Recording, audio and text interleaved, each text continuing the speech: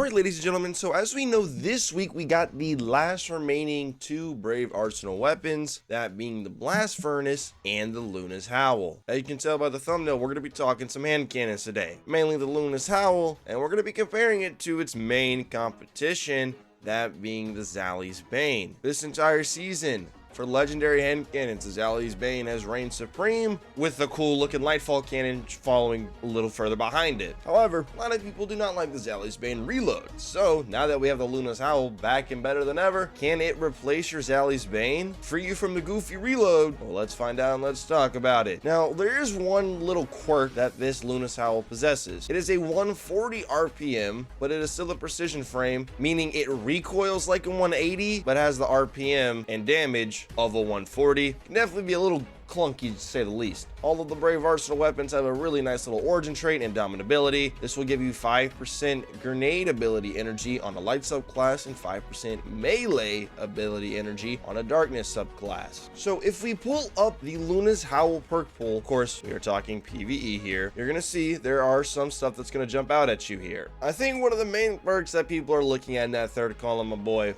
is Heal Clip. Heal Clip somewhat recently got a change to where whenever you finish reload 5 seconds after granting a kill, you actually get ×2 cure to yourself, which is 100 HP, and then cure ×1 to allies within, I think it's like a 15-meter radius, which is going to be very good.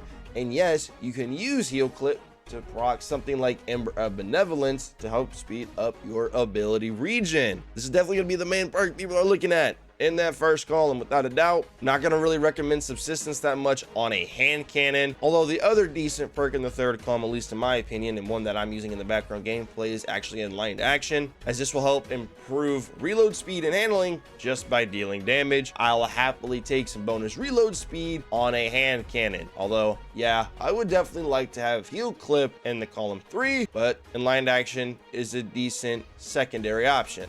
So we'll rock with that. All right, now the fourth column for this weapon, of course, we have the Magnificent Howl perk back. The number of precision final blows before reloading affects the total rounds granted with increased range and damage. Precision final blows with Magnificent Howl extend the effect for additional rounds. And Magnificent Howl will grant you a 50% damage buff, which is pretty nice, pretty gnarly. Definitely could be a good perk to rock with. Although, since we're comparing this weapon directly to the Zaouli's Bane, the main fourth column perk that we have to talk about is Incandescent. That, and I think that's what most people are going to rock with on this hand cannon anyways. A hand cannon with both Heal Clip and Incandescent is the solar subclass in a hand cannon. That's awesome. You're spreading Scorch and you're giving cure to yourself and your fire team with this weapon. Also, if you are using this on a solar subclass, which most people would, then if you want to rock Ember of Benevolence and Ember of Singeing, you will be getting those abilities really quick with this roll. Heal Clip will proc Ember of Benevolence, which gives all of your abilities a faster cooldown, and then Ember of Singeing speeds up your class ability recharge rate per enemies you scorch. Honestly, a pretty nice little wombo combo with these two perks. I really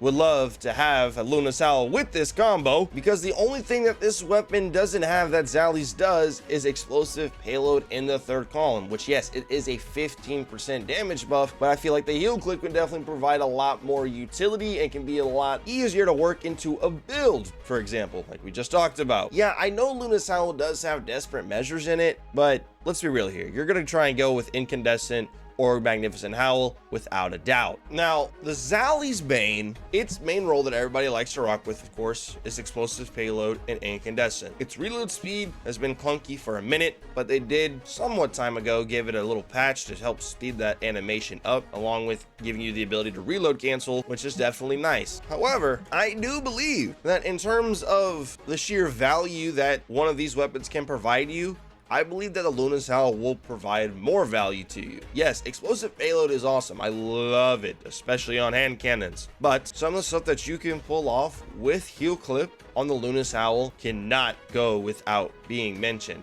with the great ability of keeping you alive every time you reload after defeating an enemy, and being able to proc some fragments if you are on a solar subclass. Honestly, that's really useful. I'm gonna say the Zaouli's Bane is definitely gonna be a bit more of a workhorse weapon, just due to the fact of it having explosive payload. But I gotta be honest, man, I definitely think grinding yourself out a really good Luna's Howl is gonna serve you right. It's just gonna be a matter of getting that heal clip incandescent roll. I think the Luna's Howl has a better origin trait, it's got a better reload, it does just have that little wonky recoil pattern of a 180 on a 140. So if you excuse me, I'm gonna go ahead and get back out there and try and get a heal clip incandescent Luna's Howl. Remember, if you want to get your games to DLC for a cheaper price, you make sure to have Instant Gaming, the top link in the description. And thank you so much for watching the video. You all take care, consider subscribing.